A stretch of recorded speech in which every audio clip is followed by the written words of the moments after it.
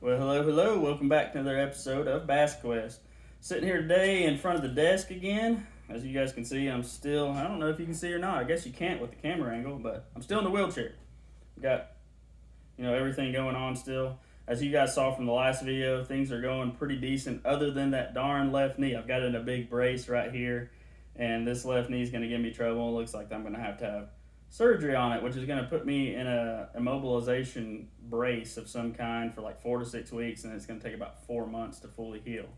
So hopefully, I'm still hoping that by like February or March, my butt's going to be like in a boat, serious, 2 hands latching onto lunkers, but we'll see. So today, following this theme of like summer transition into fall, what you'll notice is on a lot of these main lake flats, especially where the main lake flat will push into a big creek channel. So one of your bigger creeks in a river system. So I'm talking about mostly Chickamauga right now, Nickajack. Anywhere you've got a ditch or a creek system that's coming out on one of these big flats, what you'll find is that there'll be a lot of fish able to school up there. And it varying size. Sometimes there's big ones mixed in, but just a lot of good quality average size fish. And if you're a tournament angler, especially as you pull into what I call the summer to fall transition, especially in those early months like September, early October, it gets tough out there, and it gets tough to consistently catch really big fish unless you're night fishing.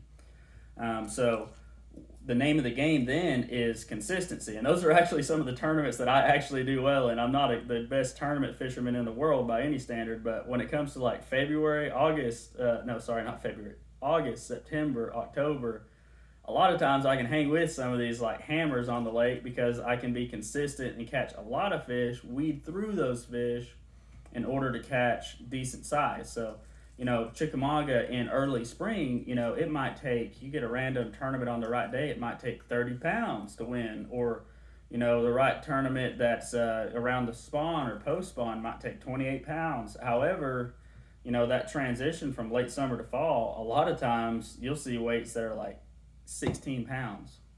And then second place is 14 pounds with 4. Like, it's real hard for a lot of people to get the bites because they're still fishing for the bigger fish.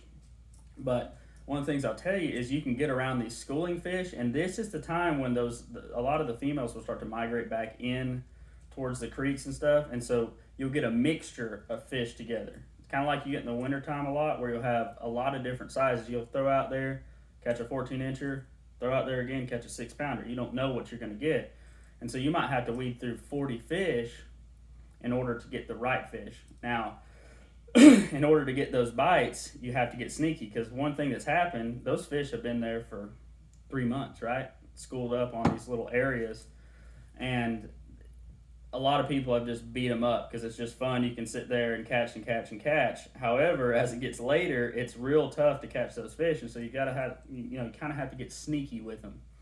And one of the things that I've done that's caught a lot of fish for me, and it's a bait that I saw on Bassmaster, like 7-8 years ago, a lot of spotted bass fisheries. It was like a big thing, and then it's just like no one talks about it anymore. And it's a Sebile Magic Swimmer. All right. See how it's a 3-joint bait? It's got 2 hooks on there, and this is I think this is a 115 size. No, this is a 110. So they make a 105 or 107 or something like that, or it might even be a 100.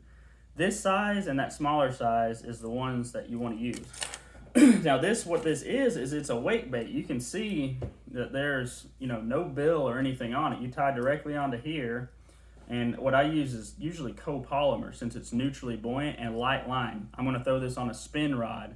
I'm going to throw it on 8-pound copolymer. Like CXX, cheap line, P-line, something that you can literally strip off of there. You're going to back run it with braid, right, like your normal spinning setup, but then you're going to put like 30 yards of that copolymer on there, and you can bomb this thing out there. But the cool thing about it is no matter how fast, when this thing, it swims just under the surface like a little weight bait. And no matter how fast you swim that thing, it doesn't blow out. So that's why it's so awesome on spotted bass fisheries, because, you can absolutely burn the fire out of this thing, and that's what those fish want a lot of times. But it's great for really finicky schooling fish Because, you know, a lot of times when we see, you know, the schooling fish come up, we'll pick up like a big spook, right? Or whatever we have laying down there. Maybe we had a popper tied on our spook, and you throw it out there and they've seen it a billion times.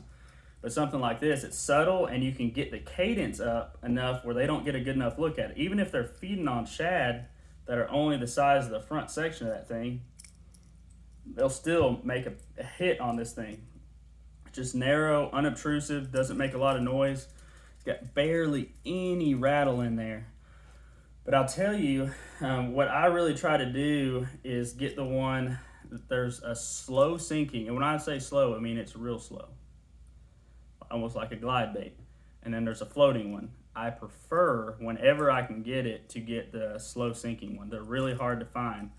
But I've got one here, and there's actually a few that you can get if they still got them in stock, which the last time I checked they did, over at Talk and Tackle, right there, right outside of Chester Frost. If you run by there and talk to Greg, he's kind of got he's got them hidden on a lower shelf, and this is actually where I got this one the other day because I was clear out of them. I mean, I had like 6 or 7 of them that I bought years ago, and it just run out. But this is a dynamite late fall late summer into fall transition bait. So if you can, see if you can get your hands on a couple of these, because they'll put fish in the boat that you wouldn't be able to catch on most other top waters, and it's just bonus fish after bonus fish. If you're around a good school of fish on the ends of one of these flats or the opening of a creek channel, or creek mouth I should say, this time of year, normally you might go up there and catch 10 fish off that school. That might put an extra 10, 15 fish in the boat.